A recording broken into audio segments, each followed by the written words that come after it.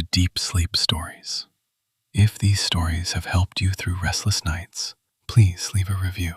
Reviews are what help this podcast grow, reach more listeners, and stay alive. Without them, even something meaningful can slowly disappear. So if this show has brought you comfort, that small act truly helps keep it going. Now, settle in, and let's begin.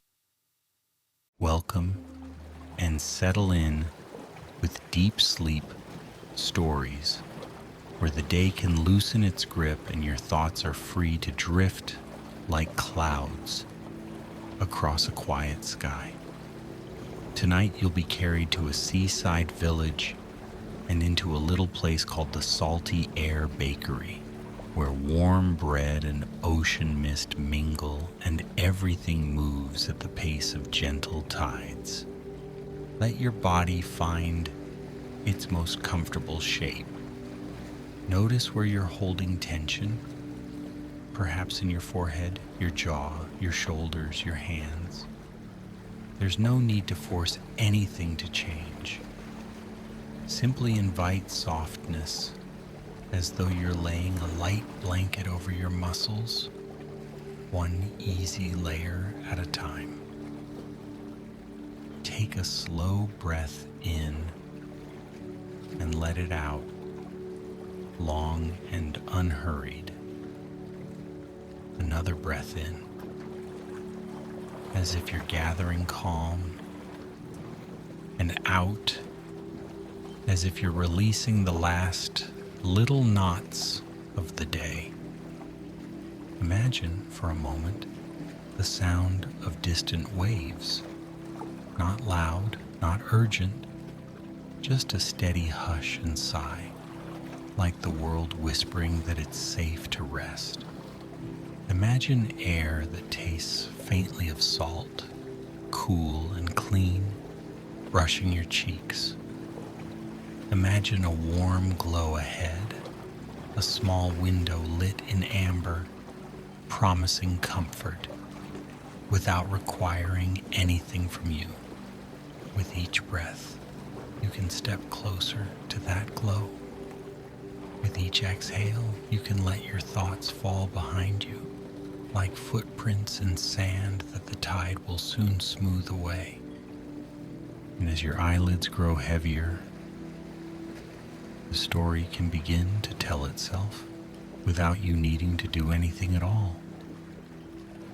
In a seaside village tucked between gray-blue cliffs and a long crescent of beach, there was a bakery that seemed to belong to the ocean as much as it belonged to the land. People called it the Salty Air Bakery, not only because it stood near the harbor where the air was always bright with sea spray, but because the very warmth inside it carried the faint, comforting tang of salt, like tears of laughter, like the edge of a well-loved scarf, like the honest breath of waves that never stopped coming home. The bakery sat at the end of a cobblestone lane where cottages leaned together as if sharing secrets. Its roof was shingled and weathered slate, softened by years of rain and sun. A little bell hung over the door, though it rarely made a sharp sound. It preferred a muted, friendly chime, as if it understood that everyone who entered was arriving with a small ache in their shoulders and deserved gentleness. In the early mornings, when the village was still half dreaming, the bakery's windows glowed first. Light seeped out like honey. The air around it warmed, and the scents began to wander, yeast rising, butter melting, sugar browning. They drifted into the lane and curled around doorways, tempting sleepy cats to lift their heads and blink. They slid through cracked windows and into bedrooms, nudging villagers toward wakefulness with the softest touch. the way a kind hand might brush hair from a forehead. Inside the bakery, everything was arranged with a quiet, practiced care. There were shelves of wooden boards, polished by use. There were jars filled with seeds and dried citrus peel, their colors faint as seashells. There were baskets lined with cloth. The cloths had small stitched patterns, waves, gulls, stars, made by someone who liked to keep their hands busy when the evening became too still. And in the center, beneath a row of copper pans hanging like sleepy moons, there was a long table dusted with flour. At that table, most mornings, stood a baker named Marin.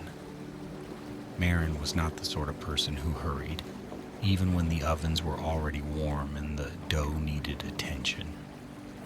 She moved the way seaweed moved in shallow water, always in motion, never rushed, following a rhythm that could not be argued with.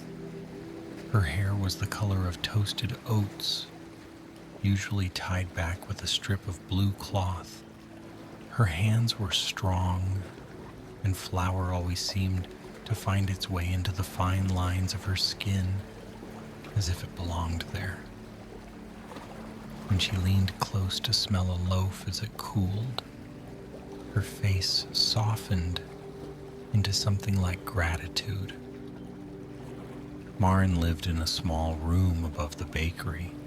The ceiling sloped, and on windy nights, the building sang in tiny creaks and murmurs, as if it was telling her old stories.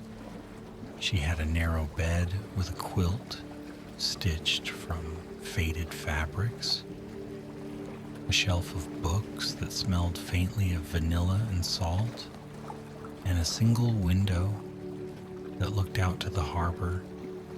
From that window, she could see boats bobbing at their moorings like resting animals. She could see the lighthouse on the far point, its lamp turning slowly, patiently, drawing circles of reassurance across the dark.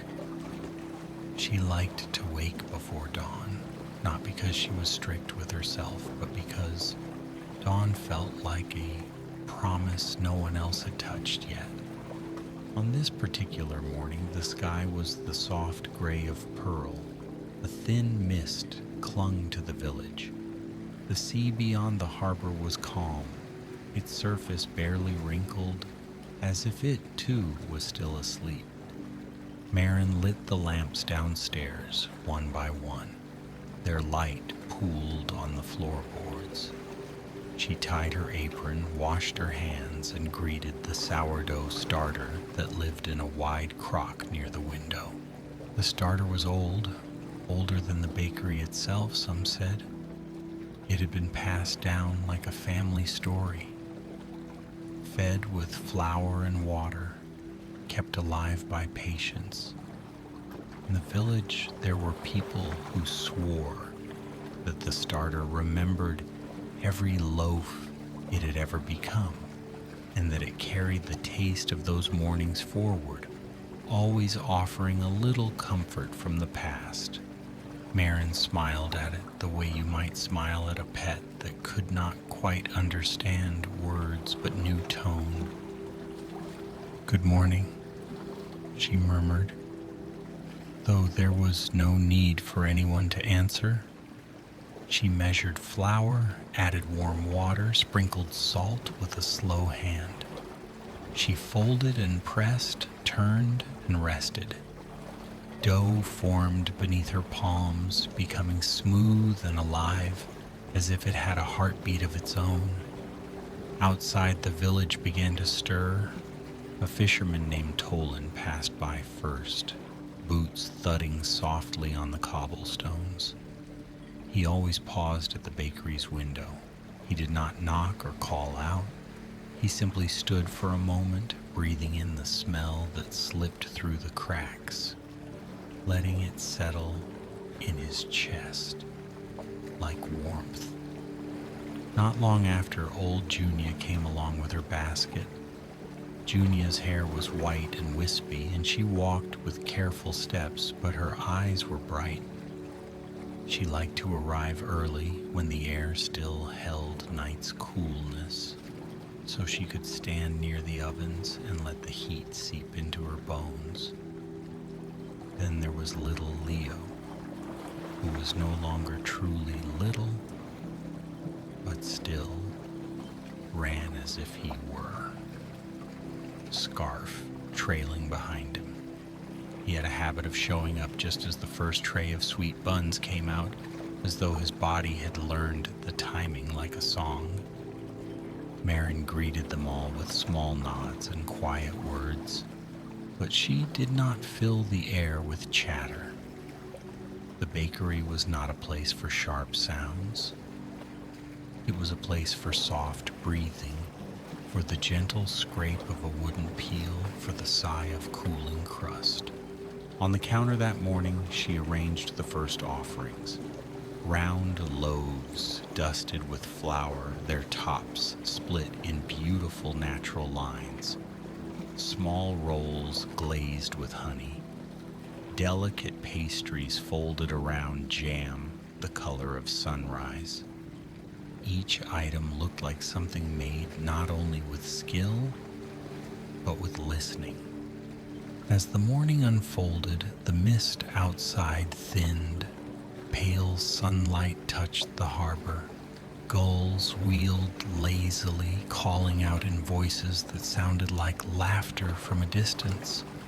And as if guided by the changing light, a new figure appeared at the end of the lane. She walked slowly, as though she didn't want to disturb the village's quiet spell. Her coat was a deep green, the shade of sea glass, and her hair was dark and wind-tousled. A small satchel hung at her side, and she kept one hand on it as she moved, as if making sure something precious was still there. She stopped outside the bakery and looked up. The sign above the door had been carved from driftwood. The letters were slightly uneven and the paint had faded, but it had a kind of humble charm. Beneath the sign, someone had tied a few dried sprigs of lavender and rosemary, so that when the wind blew, the scents swirled together like a soothing potion. The woman inhaled, and the expression on her face changed, barely, but enough to notice. Her shoulders lowered, her eyes softened. The air inside the bakery found her warm and rich, carrying the promise of something simple and nourishing. She pushed open the door. The bell gave its gentle chime. Warmth wrapped around her immediately. It was the kind of warmth that felt earned, like stepping inside after a long walk along a cold shore. Light flickered from the lamps. The scent of bread and butter was so comforting, it almost felt like a memory. Marin looked up from where she was shaping dough. Her gaze was calm and welcoming, the way a hearth welcomes without asking for introductions. "Good morning," Marin said. The woman hesitated for a moment, as if she wasn't sure what to do with kindness offered so easily. Then she nodded. "Good morning," she replied, her voice soft. I didn't mean to intrude." Marin's mouth curved into a small smile. "You're not intruding. People come in. That's what doors are for." The woman's hands tightened slightly on her satchel strap. She stepped forward and her boots made the faintest sound on the wooden floor. "I'm Aina," she said after a moment, as if offering her name might help her feel anchored. Marin the baker replied. And then, because she sensed something delicate in the air between them, she didn't ask Ina why she had come. She didn't ask where she was from. She didn't press for a story. Instead, she gestured toward the counter. "Would you like something warm?" Ina looked at the display. Her eyes moved slowly over the loaves and buns and pastries, as if she couldn't quite believe such things existed in the world, or as if she was afraid that choosing the wrong one might break a spell. "What do you recommend?" she asked, her voice barely above the oven's low hum. Maren considered this question with the seriousness of someone choosing a blanket for a tired child. "Today," she said gently, "I'd recommend the sea salt rolls. They're simple, soft, they taste like comfort."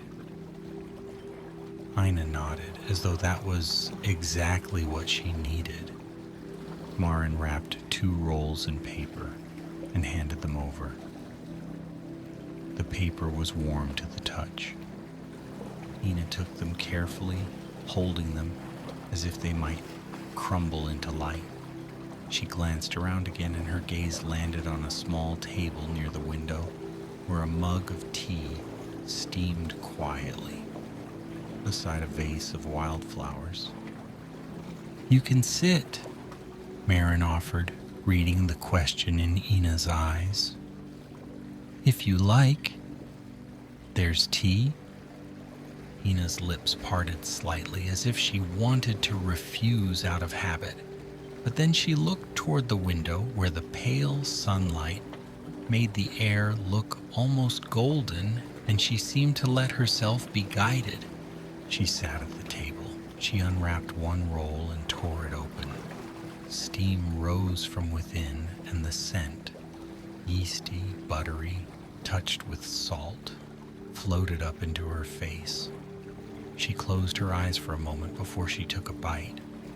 The first bite was small, then another. Her shoulders, which had been lifted as if bracing against something, lowered inch by inch. The muscles in her face softened. Her breathing became slower, deeper, as though her body recognized nourishment and decided it could rest. Maren continued working, but she did so quietly, letting Ina have her moment without watching too closely. The bakery filled gradually with villagers. Some chatted in murmurs, others simply nodded and smiled. A few children pressed their noses to the glass display, wide-eyed. People came in carrying bits of the outside world: cold air, damp wool, the faint scent of seaweed, and then left carrying warmth wrapped in paper. And through it all, Ina sat by the window, sipping tea and eating her roll, watching the village as if she were learning how to exist in it. When the rush of morning finally softened into late morning calm, Maren wiped her hands on her apron and poured herself a mug of tea. She walked over to Ina's table and set the mug down on the opposite side, not too close, leaving space. Ina looked up, startled, then relieved. "This place is..." Ina began, searching for the right word, as if she didn't want to choose one that was too heavy. "It feels like breathing." Maren's eyes crinkled slightly. "I've heard that before." Ina glanced at the counter, now less crowded. Do you make all of it alone?" "Mostly," Maren said. "Sometimes the village helps without realizing it. Junia brings herbs. Tolan brings sea salt when his cousin makes a fresh batch. Leo's mother brings berries in summer. It's a kind of quiet sharing. Ina traced a finger around the rim of her mug. The steam curled up and vanished. It must be nice, she said softly, to have a place where people return. Maren didn't ask why Ina said it the way she did. She simply nodded. It is, she agreed. It's also nice to be the kind of place that holds people for a while. Ina's gaze lowered to her hands. I don't know how long I'm staying, she confessed, almost as if she were whispering to herself. Marin's voice stayed gentle. You don't have to know. Not today. Ina's eyes flickered up, and for the first time, there was a hint of moisture there. Not quite tears, but something close. Marin stood, lifting her mug. If you'd like, she said, you can help me this afternoon. Something simple, folding dough, rolling cookies. You can say no, but sometimes having your hands busy makes your mind quieter. Ina hesitated. Then she nodded, a small movement that looked like trust trying to form. I'd like that, she said. So when the afternoon came and the bakery settled into its softer hours, Ina tied an apron around her waist. Marin showed her how to dust flour on the table, how to press dough gently, how to fold it like tucking a blanket around something delicate. Ina's hands were careful at first, uncertain. But dough is forgiving. It invites learning. As the hours passed, Ina began to move with more confidence. She discovered that the dough responded to her touch, becoming smoother beneath her palms. She discovered that the smell of baking could push worries to the edges of her mind. Outside, the sea breathed. Inside, the ovens radiated a steady warmth. At one point, Marin opened a small tin and slid it across the table. Inside were tiny grains that sparkled faintly like crushed shells. Sea salt, Marin explained, but not ordinary sea salt. Ina leaned closer. It looks different. It's from a little cove beyond the cliffs, Marin said, only visible at low tide. The water pools there, and if you're patient, you can gather salt that tastes like sunrise. Some people say it carries a bit of calm from the sea itself. Ina's fingers hovered above the tin, then dipped in gently. The grains felt cool and dry, but somehow alive. Marin watched Ina's expression. Would you like to add it to the next batch? Ina nodded. Together they sprinkled the salt into dough, watching it disappear as they folded and pressed. Ina found herself breathing in rhythm with the movements, like a quiet meditation. As they worked, Marin spoke in small, soothing pieces, not stories that demanded attention, but soft observations. She spoke of how the lighthouse kept turning even on nights when no one was watching. She spoke of how the tide always returned, no matter how far it pulled away. She spoke of how the bakery's old starter had survived storms, power outages, years when flour was scarce, how it had been kept alive by hands that believed in tomorrow. Ina listened, and the words settled over her like a warm shawl. In the late afternoon, Marin handed Ina a tray of small buns to brush with melted butter. Ina dipped the brush and painted the tops carefully, watching the butter soak into the dough until it gleamed. The action was simple, repetitive, soothing.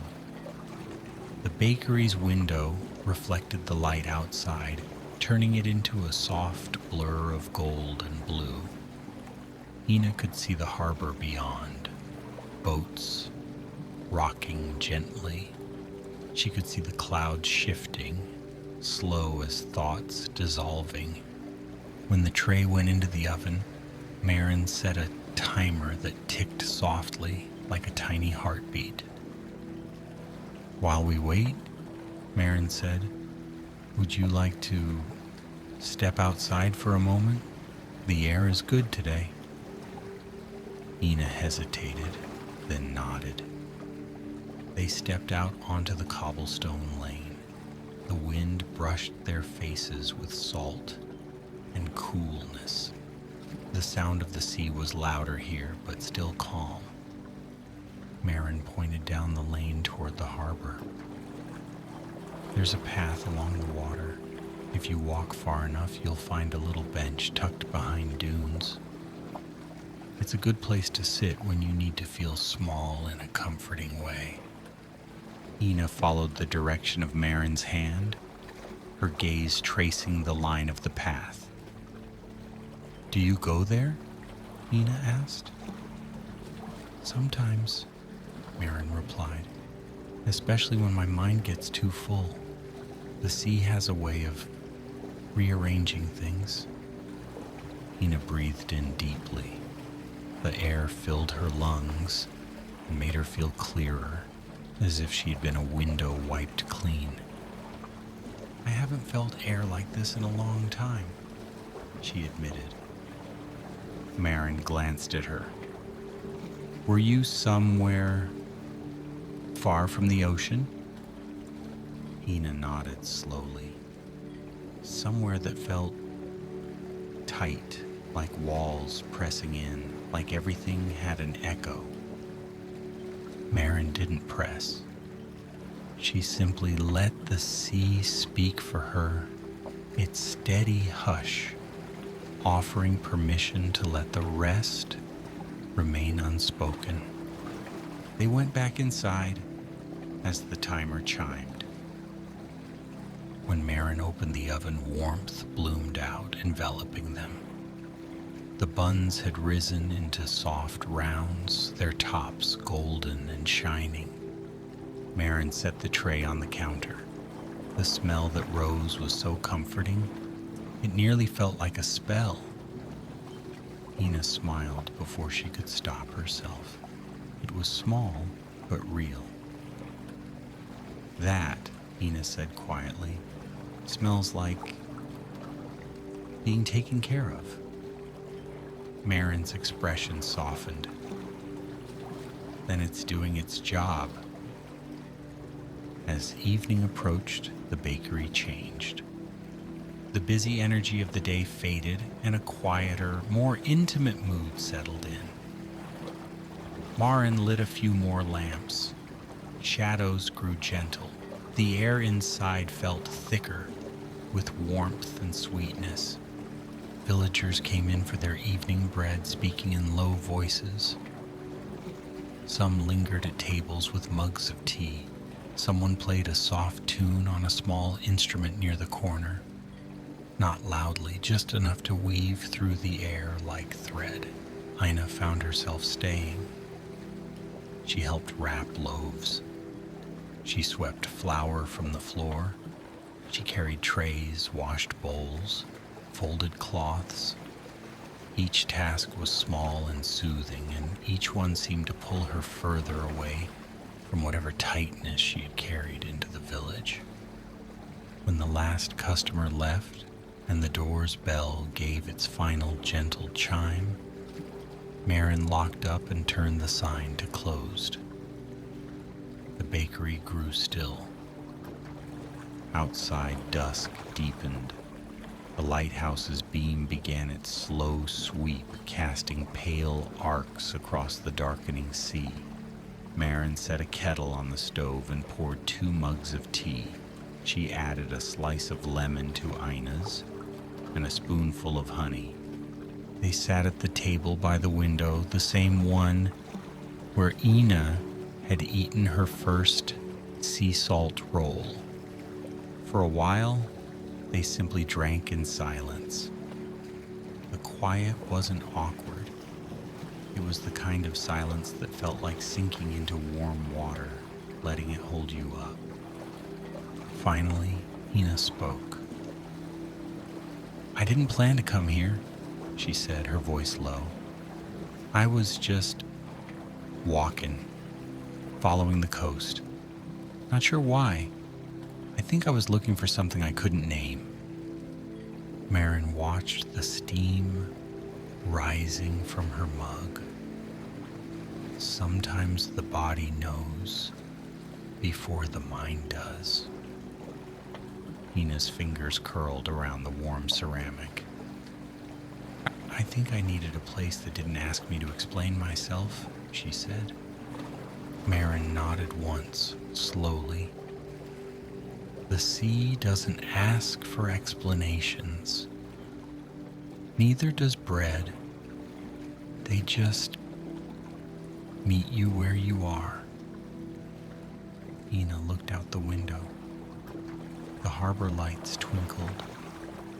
Reflections shivered in the water. "Do you ever feel like this bakery is more than a bakery?" Ina asked, almost shyly, as if she might be embarrassed to say it. Marin's mouth curved slightly. "People have said things." Ina turned her gaze back to Marin. "What kind of things?" Marin thought for a moment. "They say," she began, "that the bakery holds something from the sea. Not just salt in the air, but a kind of listening.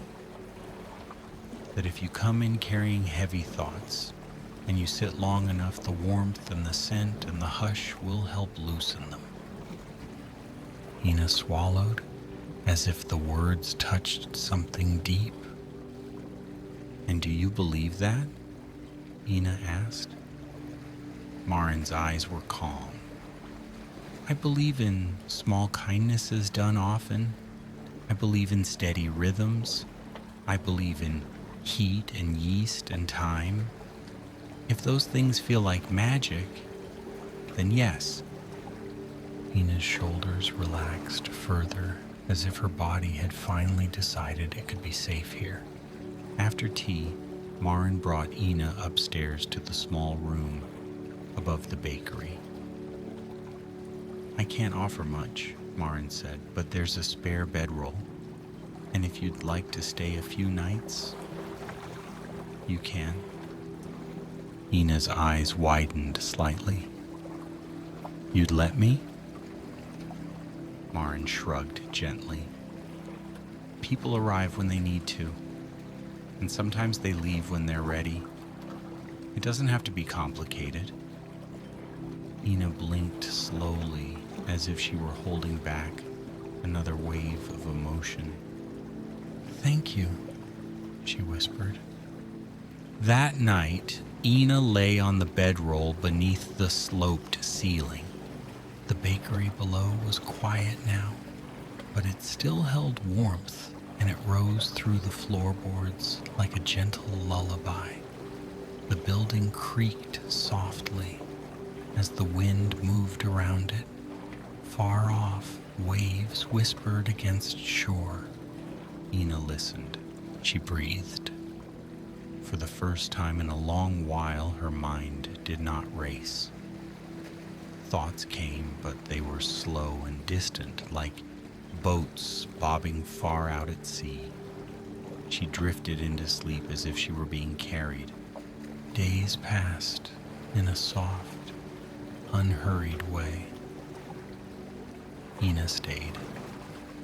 She helped Marin each morning, waking before dawn to light lamps and feed the old starter. She learned how to knead without forcing, how to wait without impatience, how to recognize when dough had rested enough simply by the feel of it beneath her hands. She learned the bakery's quiet language. She learned that the ovens had moods, responding differently to damp air or cold wind. She learned that Marin hummed sometimes low and wordless when she was content. The village began to know Ina. Junia brought her a knitted scarf, saying nothing more than, "Nights can be chilly." Tolan nodded at her more warmly each day, sometimes leaving a small bundle of seaweed-wrapped salt on the counter with a shy smile. Leo offered her half of a sugared bun one afternoon, as if sharing sweetness was the most natural thing in the world. And slowly, without any dramatic moment, Ina began to soften into the village's rhythm. One morning, Marin suggested they take a walk to the cove where the special salt was gathered. The tide would be low, she said. The path would be clear. Ina agreed. They closed the bakery for an hour, just long enough, and walked along the cliff path, the sea stretching out beside them like a wide, breathing creature.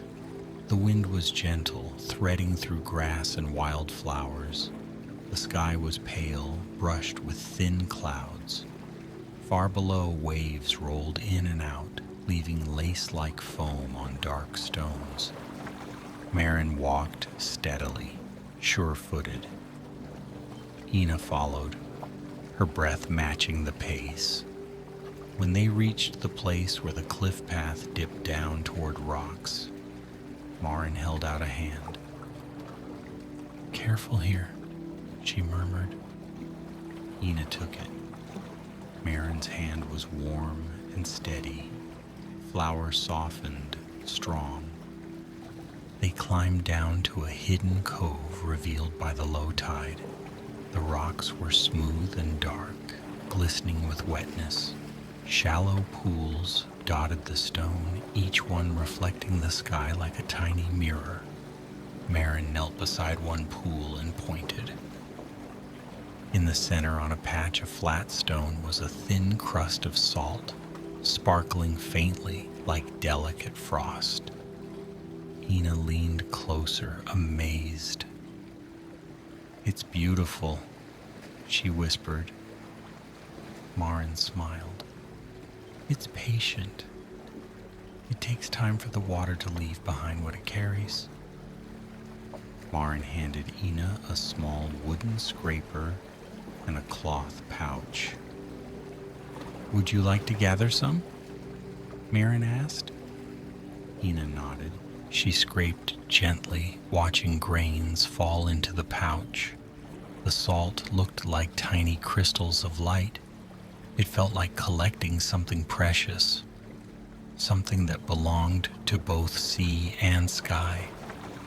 As Ina worked, the sound of the ocean surrounded her. The air filled her lungs, and she felt quieter inside, as if something heavy had settled into place and no longer needed to be held so tightly. When they finished, Marin tied the pouch closed. They sat on a sun-warmed rock for a few minutes, simply listening. Ina looked out across the water. "It's strange," she said softly. "I used to think I needed to run away from everything. But here, it feels more like I'm returning." Marin's voice was gentle. Returning doesn't have to mean going back. Sometimes it means coming back to yourself. Ina let those words settle. They walked back to the bakery, carrying the pouch of salt like a small treasure. That afternoon they used it in a batch of rolls.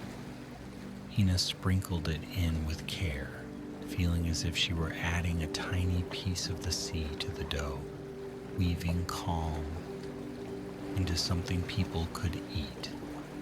When the rolls came out of the oven, the crust crackled softly as it cooled. The scent filled the bakery. It wrapped itself around everyone who entered. A woman in the village took a bite and closed her eyes. A tired man sighed as if something in him had been soothed. A child smiled, crumbs on their lips, as if tasting comfort for the first time. Marin watched quietly, her eyes soft. Ina watched, too, feeling a warmth bloom in her chest that had nothing to do with ovens. As evenings grew longer, the bakery became even more gentle. The lamps glowed like small moons. The sea outside darkened to ink, and the lighthouse's beam traced slow circles, steady as a heartbeat. One evening, after the last loaf was sold, Marin brought out a small tray of delicate biscuits shaped like shells. Their edges were dusted with sugar that shimmered faintly. Ina looked at them in wonder. "What are these?" she asked. Marin's eyes held a quiet mystery. "A recipe that belongs to this place. Some say the biscuits are meant for listening." Ina tilted her head. "Listening?" Marin nodded toward the window. "To the sea? To yourself? To whatever is softer than words."